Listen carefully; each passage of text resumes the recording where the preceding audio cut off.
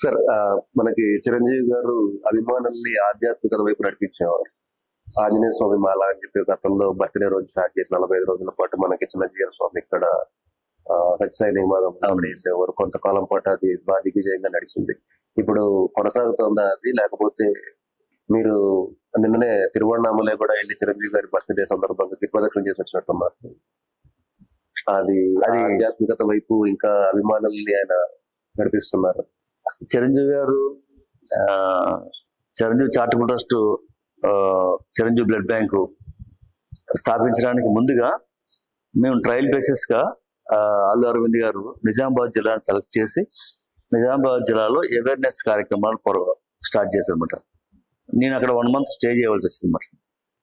అంటే ప్రతి వీధిలోకి వెళ్ళి, ప్రతి గ్రామానికి వెళ్ళి, ప్రతి తాండాకి వెళ్ళి, బాగా డీప్గా వెళ్ళి ఆ అవేర్నెస్ ప్రోగ్రాం ప్రస్తుతానికి అప్పుడు ఆ రోజుల్లో ఐ డొనేషన్ చేయండి, పునర్జన్మ ఇవ్వండి అనే ఒక స్లోగన్ తీసుకుని ఈ ఐ డొనేషన్ ఫామ్ తీసుకెళ్ళి ప్రతి ఇంటికి వెళ్ళి ఆ ఫ్లెడ్జ్ ఫామ్ ఇచ్చి పూర్తి చేయమంటే కొంతమంది కొట్టనాకు వచ్చి, కొంతమంది తిట్టి మా కళ్ళు ఇచ్చేయమంటావా, మా కళ్ళు పీక్కిపోతావా, రకరకాలుగా అవగాహన రైతులతో మాట్లాడటం, మళ్ళీ వారికి అవగాహన కల్పించడం.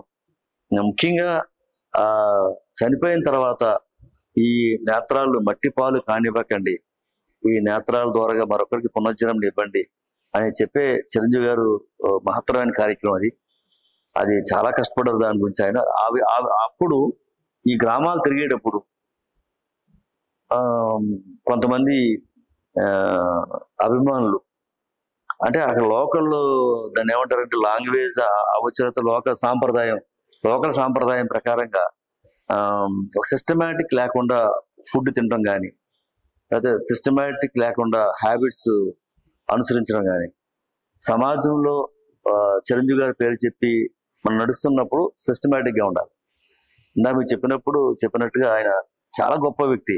ఆయన మనిషిగా మనం ముద్రపడినప్పుడు మనం 4 గోడల మధ్య ఏం చేసుకున్నా పర్వాలేదు, సమాజంలో పబ్లిక్గా సిస్టమేటిక్గా ఉండాలని ఆ రోజు నేను అన్ని గ్రామాలు తిరిగినప్పుడు కొన్ని గుర్తించినప్పుడు ఖచ్చితంగా వీరిని ఇటువైపు నడిపించాలి, ఆధ్యాత్మికంగా కూడా తీసుకువెళ్ళాలి అని నాలో నేనే అనుకుని, దానికి చిరంజీవి గారికి మనం అంతా దేవుడిగా కొలుస్తున్నాం కదా, తర్వాత ఇతన్ని మార్చాలంటే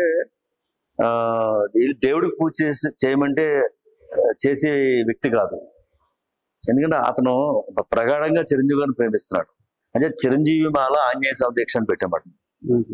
మేము దానికోసం ప్రత్యేకమైన ఒక లిటరేచర్ తయారు చేసి ఒక బుక్లెట్ కూడా ప్రింట్ చేసాం. అది చిరంజీవి గారు బొమ్మే ఉంటుంది. ఇప్పుడు ఏదైతే ఆంజనేయ స్వామి మాలకి ఆంజనేయ స్వామి ఫోటో ఉంటుంది, అయ్యప్ప మాలకి అయ్యప్ప ఫోటో ఉంటుంది, అయ్యప్ప స్వామి ఫోటో ఉంటుంది.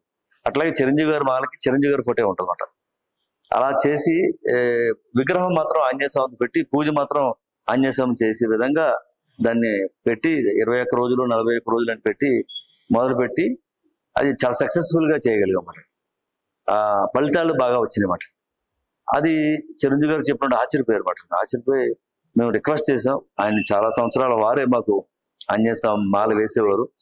అది జనం పెరిగిపోయి అధిక సంఖ్యలో రాక సమయం సరిపోక ఇంక మేము ఏదన్నా ప్రధానమైన టెంపుల్స్ లో పెట్టుకుని అక్కడ చిరంజీవి స్వామి గారు లాంటి వారిని కూడా ఒకసారి పిలిచి వారితో వేయించుకున్నాం. అలాగే ఎవరైతే సమాజంలో ఋషులు ఉన్నారో, ఎవరైతే ఈ ఆధ్యాత్మికంగా బాగా పేరు పొందారో అటువంటి ఉత్తమమైన వారితోటి ఈ మాలలు వేయించుకునే కార్యక్రమం ఆ రోజు నుంచి ఈ రోజు వరకు కంటిన్యూస్ గా జరుగుతూనే ఉంది. అది ఇప్పటికీ కూడా చిరంజీవి గారి పుట్టినరోజుని వేలాది మంది ఈ మాలధారం చేసి ఈ 41 రోజులు దీక్షలో ఉండి, అప్పుడు ఏమవుతుందంటే సరే ఇటు తనలోని మార్పు వస్తుంది. చాలా మంది ఒక అభిమాని గురించి చెప్పాలి ఈ సందర్భంగా, CISF సెంట్రల్ ఫోర్స్ లో పనిచేసే వారు ఎయిర్పోర్ట్ లో అది ఉంటారు కదండి, డిపార్ట్మెంట్, సెంట్రల్ గవర్నమెంట్ డిపార్ట్మెంట్. ఒక వైజాగ్ చెందిన వ్యక్తి ఇతర రాష్ట్రాల్లో పనిచేస్తా ఉన్నమాట. ఆటోమేటిక్ గా ఈ ఫోర్స్ లో ఉన్న వాళ్ళు వాళ్ళ హ్యాబిట్స్ డిఫరెంట్ గా ఉంటాయి, ఖచ్చితంగా డిఫరెంట్ గా ఉంటాయి.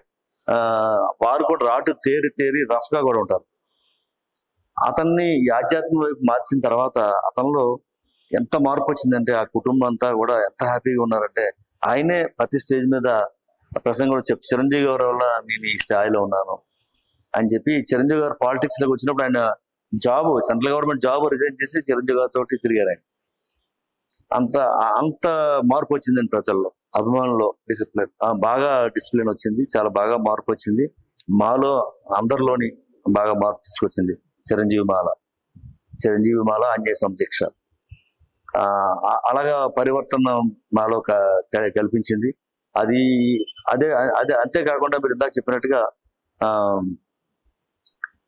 చిరంజీవి గారు అనే వ్యక్తిని ఒక దేవుడితో పోల్చుకుంటే, దేవుడికి కూడా, మహాశివుడికి కూడా, పార్వతికి కూడా, లేకపోతే వినాయకుడు, విఘ్నేశ్వరుడికి కూడా, ప్రతి ఒక్క దేవుడికి కష్టాలు కూడా ఉన్నాయి. కష్టాలు లేకుండా ఎవరు లేరు. మీరు పురాణంలో మనం ఎన్నో చదువుతూ ఉంటాం కదా. వివరంకి పోతే టైం అయిపోతే అదే. అలాగే చిరంజీవి గారికి కూడా సినిమా ఫ్లాప్ అవడం కానీ, లేకపోతే ఆయనకి నరదృష్టి తగిలి చిన్న చిన్న ఇబ్బందులకు గురవటం కానీ, లేదా ఫ్యామిలీలో ఇబ్బందులు రావటం కానీ, ఇవన్నీ బాగా అమితంగా ప్రేమించి ఉన్నాం కాబట్టి, దేవుళ్ళ పూజిస్తున్నాం కాబట్టి, వారికి ఏ చిన్న కష్టం వచ్చినా మాకు వచ్చిందని బాధపడిపోయి మేము భోజనాలు చేయకుండా, మా కుటుంబం అంతా చేయకుండా బాధలో ఉండి, నేనే కాదండి లక్షలాది మంది అభిమానులు అలాగా, ఎప్పుడు ఆయనకి ఏ కష్టం రాకూడదు, ఎప్పుడు బాగుండాలి, 24 గంటలు బాగుండాలి, 365 హ్యాపీగా క్షేమంగా ఉండాలని తప్పనిసరిగా ప్రతి పుట్టినరోజుకి భారీ ఎత్తున పూజలు చేస్తామట. ఈ భారతదేశంలో ఏదైతే ప్రఖ్యాతగాంచిన దేవాలయాలు ఉన్నాయో, లేకపోతే శక్తిపీఠాలు ఉన్నాయో, అన్ని దేవాలయాల్లో కూడా ప్రతి సంవత్సరం ఏదో టెంపుల్ ఎన్నుకోవడం, అలాగే అనేక టెంపుల్, అనేక రాష్ట్రాల్లో, అనేక పట్టణాల్లో ఉన్న మనవారు వెళ్ళి అక్కడ పూజలు చేయటం, చాలా వైభవంగా, చాలా పెద్ద అమౌంట్ ఖర్చు పెట్టి వారు బాగుండాలి, వారి కుటుంబం బాగుండాలని ప్రతి సంవత్సరం పూజలు చేస్తూనే ఉంటాం అన్నమాట. మీరు అన్నట్టుగా ఈసారి అరుణాచల్ ఈశ్వరుడికి చేయటం జరిగింది.